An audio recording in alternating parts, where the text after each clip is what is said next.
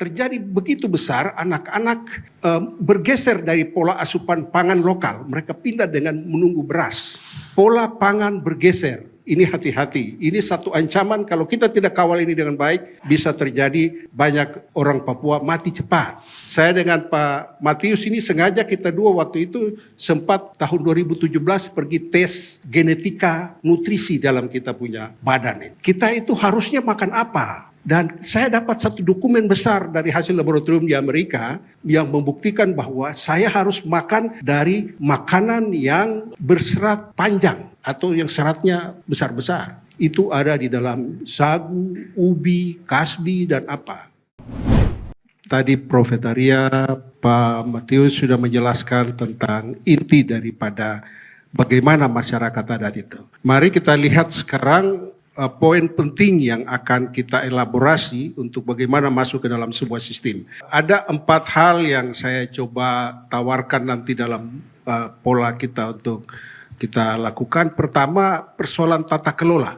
Tata kelola ini tata kelola bukan pemerintahan saja, tetapi tata kelola dalam 3 komponen pembangunan. 1 pemerintah, 2 itu masyarakat, 3 itu swasta. Tata kelola ini harus kita mainkan dalam apa yang kita sebut dengan smart government, dan Otsus harus dikelola dalam smart governance. Smart governance itu adalah mengelola Otsus secara cerdas dengan tata kelola yang baik. Kemudian yang kedua adalah bagaimana memperjuangkan pendidikan dan kesehatan ini untuk menopang kualitas manusia Papua ini supaya mampu bertahan dalam gejolak-gejolak perubahan maupun juga tantangan-tantangan persaingan tenaga kerja maupun sumber daya manusia waktu yang akan datang. Kemudian yang ketiga adalah bagaimana mengelola sumber daya ekonomi secara bertanggung jawab dan tentunya masyarakat memiliki penghasilan yang jelas.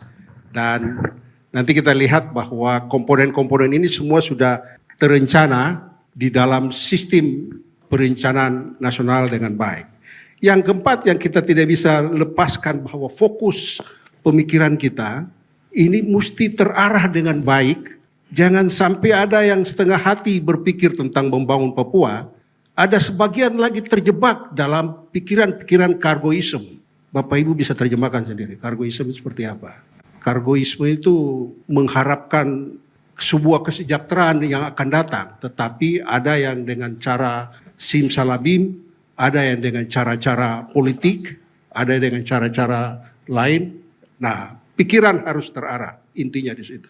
Kita lihat bahwa secara nasional, format baru perencanaan nasional bagi Papua sudah terbentuk dan tema-temanya juga sudah ada. Percepatan pembangunan wilayah Papua, Papua sehat, Papua cerdas, Papua produktif. Kemudian visinya terwujudnya Papua mandiri, adil dan sejahtera. Kemudian di dalamnya itu ada komponen-komponen bagaimana kita sehatkan orang Papua, bagaimana kita cerdaskan orang Papua, bagaimana kita bikin Papua orang-orang yang produktif. Ini dikawal oleh Pak Albert Yoko yang tadi pagi bicara, dan ini program-programnya. Artinya bahwa secara nasional format pembangunan Papua sudah ada, sekalipun tadi Prof tadi bilang bahwa kalau kita federasi baru sebenarnya kita bisa kerja. Lah, artinya belum sampai federasi. Kalau tidak federasi, ini konsepnya sudah ada. Konsep ini tersusun dalam peraturan Presiden nomor 24 tahun 2003 tentang Rencana Induk Pembangunan Papua. Dan ini tema-temanya semua untuk seluruh 6 provinsi sudah ada konsep besarnya untuk bagaimana membangun itu. Di dalamnya ada masyarakat adat. Dan tanah-tanah juga sudah ada di dalam, nanti kita lihat. Kita lihat lagi di Papua Sehat, Papua Cerdas dan Papua Produktif. Ini dalam rencana aksi 2025-2029. Di Papua Sehat, penting sekali kita lihat hal-hal yang nyata terjadi. Tahun 2022 kita evaluasi bagaimana pola asupan pangan di Kerong dengan BRIN dari Jakarta.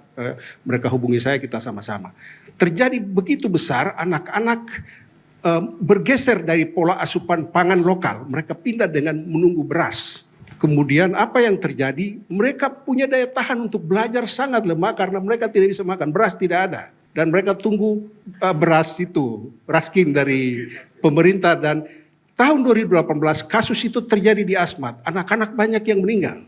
Dan terjadi penyakit menular besar waktu itu di sana karena tunggu beras. Pola pangan bergeser. Ini hati-hati. Ini satu ancaman kalau kita tidak kawal ini dengan baik. Bisa terjadi banyak orang Papua mati cepat. Saya dengan Pak Matius ini sengaja kita dua waktu itu sempat tahun 2017 pergi tes genetika nutrisi dalam kita punya badan ini. Kita itu harusnya makan apa? Dan saya dapat satu dokumen besar dari hasil laboratorium di Amerika yang membuktikan bahwa saya harus makan dari makanan yang berserat panjang atau yang seratnya besar-besar. Itu ada di dalam sagu, ubi, kasbi, dan apa.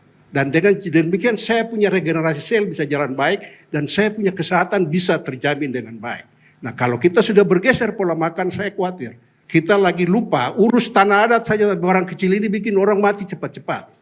Ya jadi bukan saya larang kamu makan nasi tapi ya hati-hati. Ini di Papua Sehat ya. Kemudian Papua Sehat yang kedua saya Ketua Yayasan Jantung Papua. Kita mengevaluasi banyak anak-anak muda sekarang itu mati cepat karena kena serangan jantung. Dan serangan jantung dia tidak kasih tanda-tanda. Tiba-tiba saja datang kemari dan orang mati mendadak. Keponakan saudara sepupu saya baru-baru saja meninggal 52 tahun. Meninggal serangan jantung. Teman kami kerja di perencanaan untuk Papua ini di bawah lembaga Bapenas Kemdagri dengan Kementerian Keuangan yang namanya Skala ini. Itu hari Selasa kemarin meninggal, umur 52 tahun lagi, meninggal masih muda, pintar dan cerdas sekali.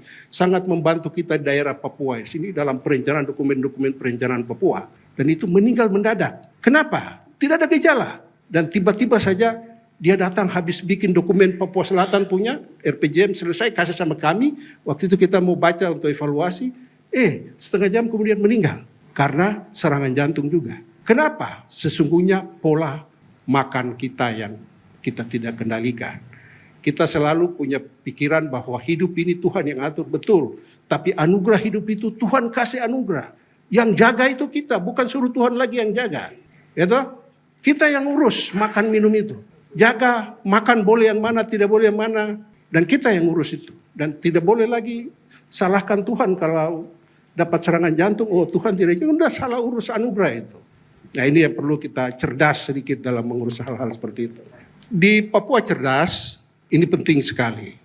Kebijakan semua sudah ada. Otsus jilid 2 ini malah suruh anggaran pendidikan untuk Otsus itu anak orang asli Papua dari SD sampai perguruan tinggi. Mahasiswa kami ini banyak sekali yang tidak ada uang untuk sekolah.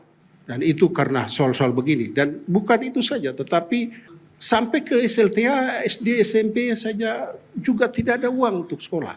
Nah ini kita tidak urus orang dengan baik. Dan ini gambaran-gambaran dari tadi yang disebut oleh Pak Dodo dengan juga Pak Profesor Hetaria tentang kepemimpinan dan sistem dalam kebijakan kita. Regulasi sudah ada, tapi pelaksanaannya yang tidak jalan dengan baik. Itu di Papua Cerdas. Oke, di Papua Produktif kita lihat. Kebijakan nomor 11 tadi itu ada tanah adat dan ulayat itu harus diregistrasi seperti yang tadi dibilang itu. Tapi itu juga banyak kabupaten kota tidak kerjakan barang itu dengan baik. Jadi semua juga tadi Ketua Senode bilang kita sudah resmikan di Wondama ini monumen peradaban bahwa orang Papua yang nanti bangkit dan mengurus diri sendiri, tapi kita urus sendiri, urus salah-salah lagi. Itu terlalu banyak kejadiannya di sini. Nah ini persoalannya ya. Nah ini yang sekarang kita harus lihat bahwa smart governance ini sekarang menjadi tren baru untuk kita semua di tata kelola yang baik. Bagaimana kita kerjakan smart governance ini? Pemerintah, negara, juga swasta dan rakyat. Ini bukan rakyat yang jadi objek saja kemudian pemerintah yang menjadi tuan besar baru. Tidak, ini semua masing-masing subjek ini. Mereka harus bekerja masing-masing, saling mendukung, saling menguatkan untuk pembangunan. Rakyat punya lembaga-lembaga ada lembaga gereja, ada lembaga adat, ada apalagi lembaga agama. Itu harus menjadi kekuatan yang betul yang kita kelola dengan smart governance. Kita kelola dengan baik. Banyak orang yang urus tanah dan apa semua untuk kepentingan diri sendiri. Mereka tidak urus rakyat. Hal-hal begini yang mengakibatkan kita salah dalam mengelola smart governance ini. Nah, ini yang kita lihat bahwa di smart governance itu ini prinsip-prinsipnya. Ada satu prinsip yang penting itu inklusif. Prinsip inklusif ini participatory, konsensus oriented, ini penting. Inklusif artinya bahwa kalau kita bikin perencanaan musrembang otsus di kampung atau di distrik atau apa, inklusif. Semua komponen itu harus hadir. Lembaga agama hadir, lembaga adat hadir, atau masyarakat adat hadir. Masing-masing berikan bobot di dalam perencanaan-perencanaan itu dan masukan dari bawah mengalir terus ke atas ke sistem pembangunan ini supaya semua terakomodir. Kalau perencanaan pemetaan kampung adat itu belum, masukkan lewat jalur-jalur ini supaya semua terakomodir dalam sistem perencanaan dan sampai kepada penganggaran. Nah, ini siklusnya. Kita lihat siklus pasti kita semua sudah tahu. Mulai nomor 1 itu terjadi bulan Januari, musrembang kampung itu. Kemudian nanti Februari sudah masuk distrik. Nanti forum SKPD di kabupaten sudah masuk, itu masih Februari juga. Musrembang kabupaten kota sudah masuk Maret. Dan selanjutnya dia akan berputar begitu sampai kepada penetapan APBD. Dan siklus ini dalam seluruh perencanaan, semua kita kepentingan masukkan di situ.